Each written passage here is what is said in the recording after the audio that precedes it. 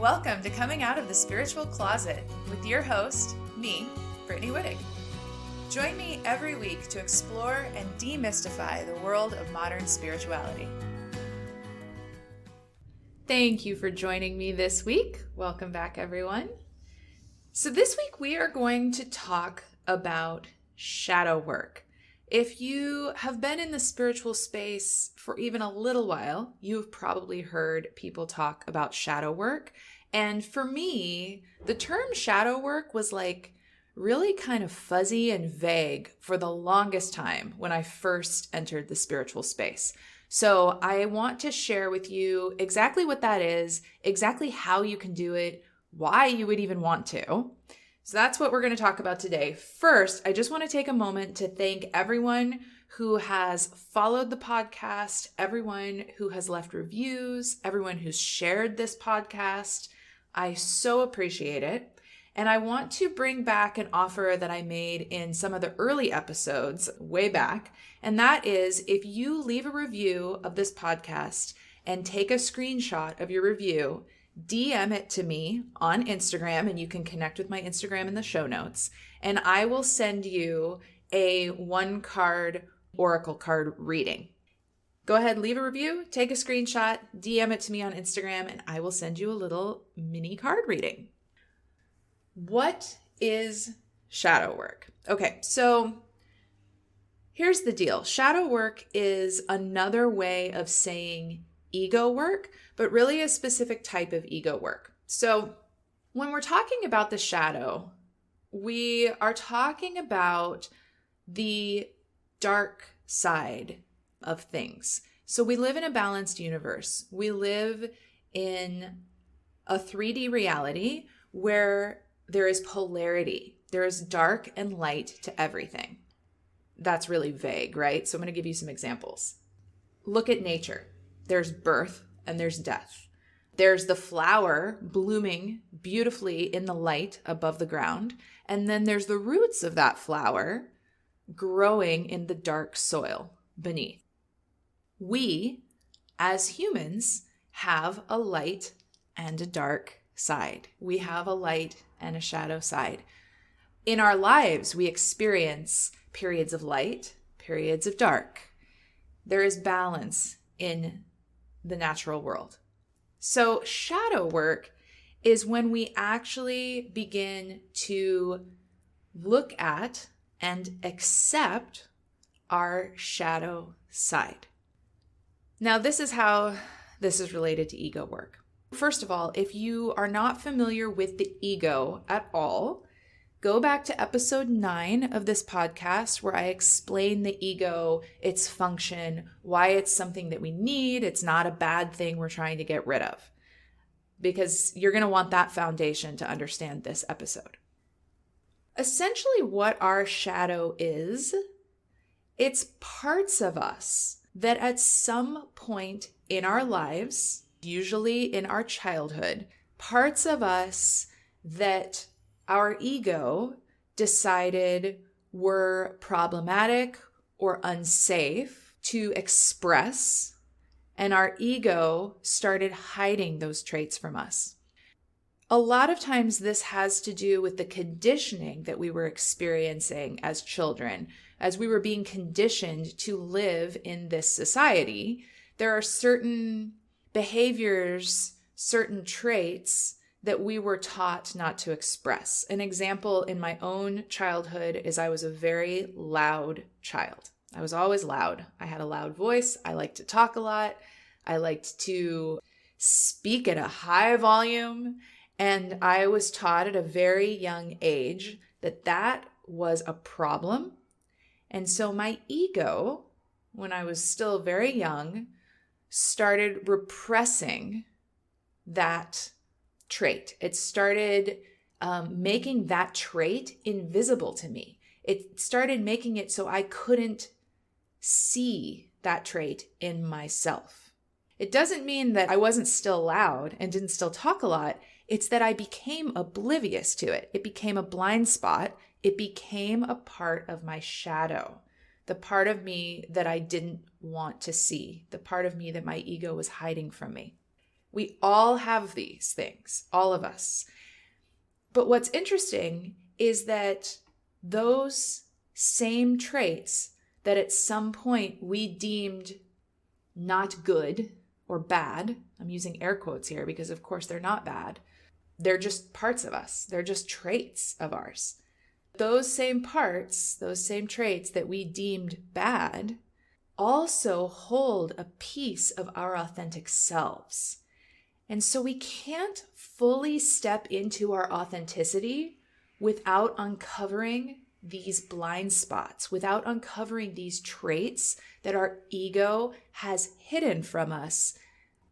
So how the heck do we uncover these traits if we're hiding them from ourselves, if they're a blind spot, right?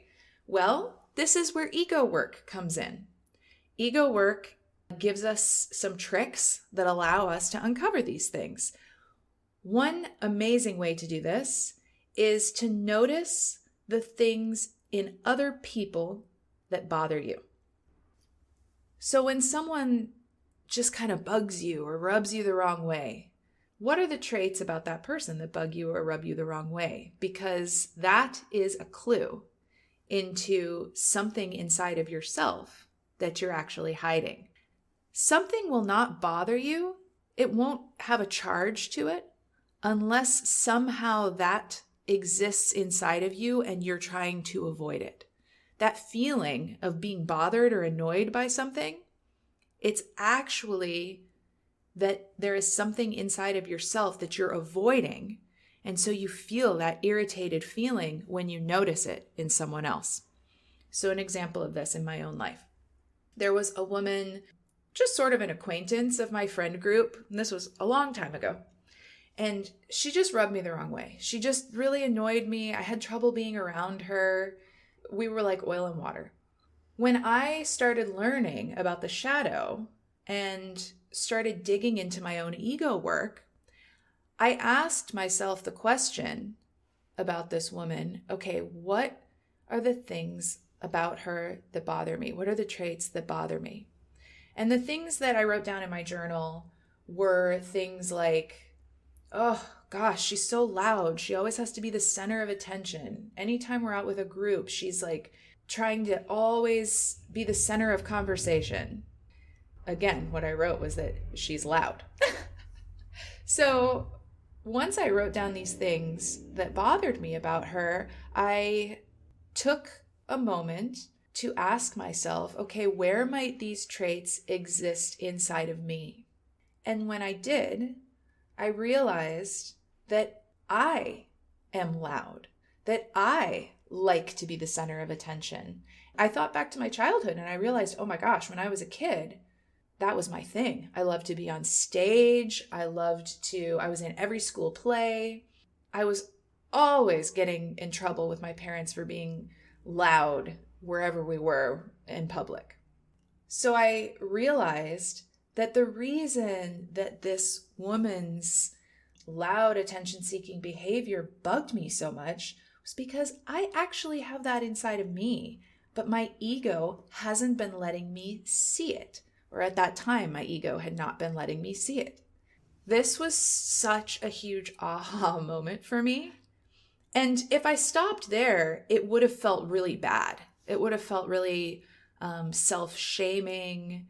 You have to continue this exercise one more step when you do this, because the next piece of this was, okay, an authentic part of who I am is that I'm loud and I like to be the center of attention. So what is the gift in that? Like, where is the magic in that? Because this is part of my authentic self, so there's gonna be magic in it. This trait, it has a light side.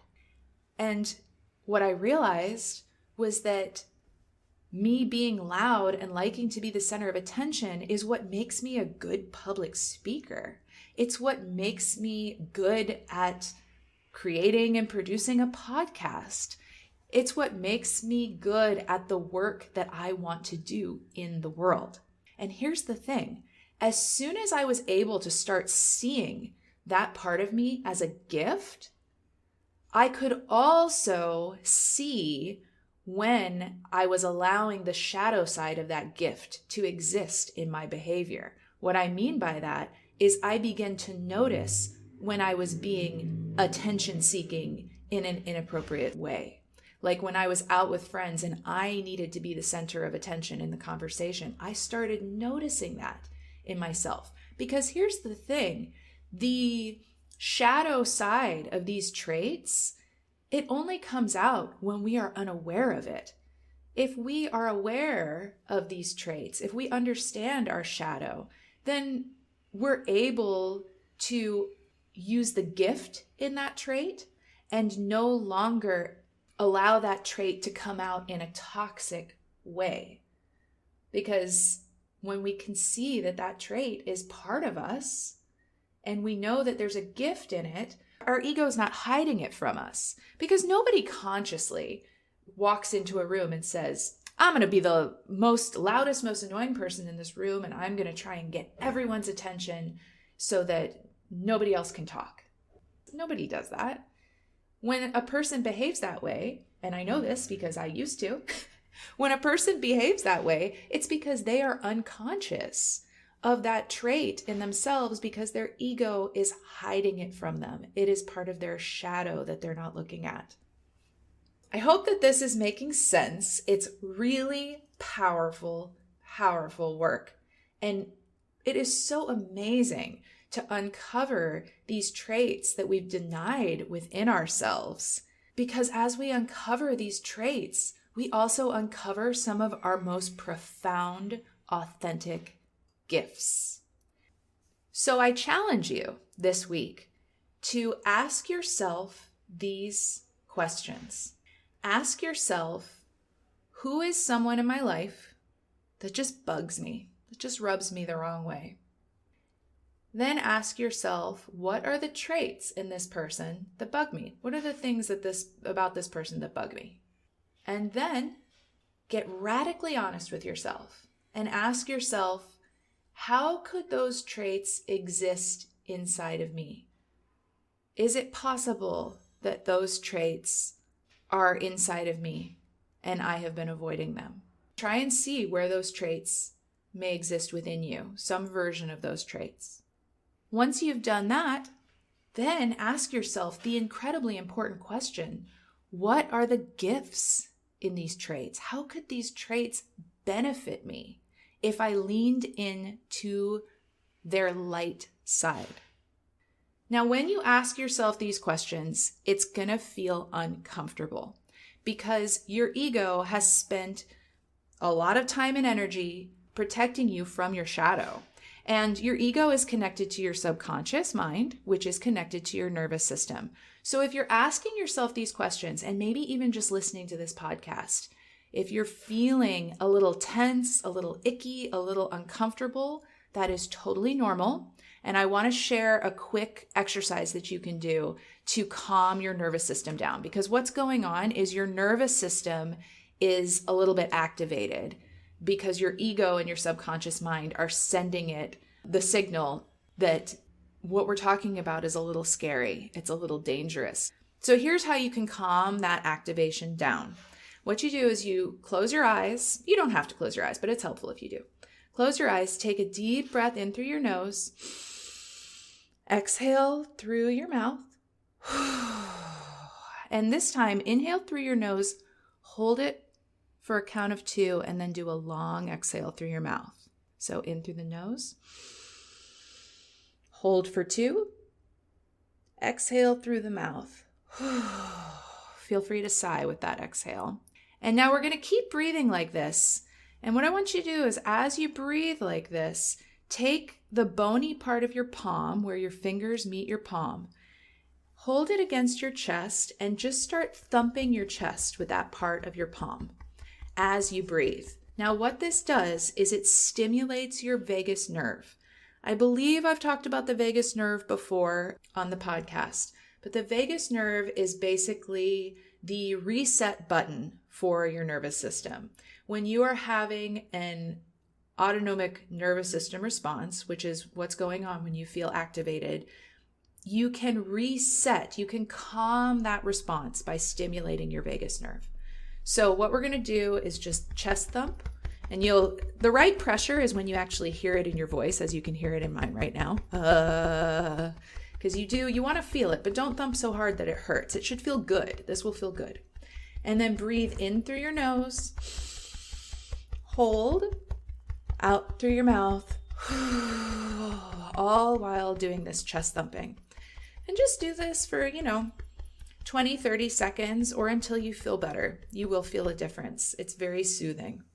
So that's something really quick that you can do while you're doing this shadow work, this ego work, to bring down your nervous system, because you don't want to ignore your body when you do this type of work. Your body needs to be nurtured as you do this work. We don't want to just be doing a mental exercise and ignoring our nervous system and our body's response. Your nervous system and your body will stop you from moving forward if you ignore it. If you just keep ignoring it, eventually that nervous system reaction will get so strong that you won't be able to continue with the work.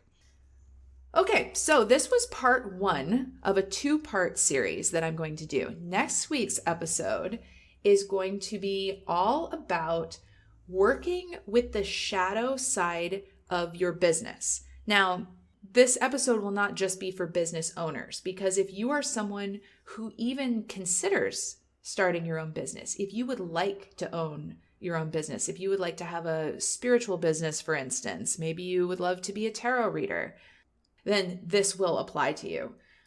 What I've been doing with my own business as I grow it is I've been working with the shadow side of my business. I have been doing shadow work with my business, and it is freaking powerful.